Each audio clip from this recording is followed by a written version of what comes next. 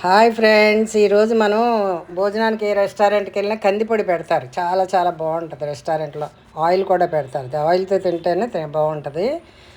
మనకి 100 గ్రాముల కందిపప్పు తీసుకున్నానండి. ఇది దోరగా వేయించి పక్కన పెట్టుకున్నాను. దానికి 2 స్పూన్లే శనగపప్పు, అది దోరగా వేయించి పక్కన పెట్టుకోవాలి. తర్వాత పెసరపప్పు కూడా వేయించి 2 స్పూన్లు పక్కన పెట్టుకోవాలి. అర స్పూన్ వేసామా లేదన్నట్టు మెంతులు కూడా వేస్తారు.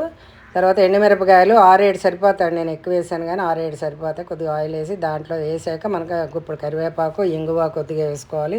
సాల్ట్ చూసి వేసుకోవాలి. జీలకర్ర 1 స్పూన్ వేసుకొని అన్నీ ఆరాక మనం వెల్లుల్లిపాయ కూడా ఒక పాయ ఒలుసుకొని పెట్టుకొని అన్నీ దేనికది ముందుగా కందిపప్పు, పెసరపప్పులు అన్నీ వేసుకొని లాస్ట్లో ఇవన్నీ వేసుకొని కొద్ది పొడిలో చింతపండు వేసుకొని మనం బాగా కలిపి బాక్స్లో ఎత్తి పెట్టుకుంటే వేడి వేడి అన్నంలోని అవి ఆయిల్ వేసుకొని తిన్నామనుకోండి, చాలా చాలా టేస్టీగా ఉంటుందండి.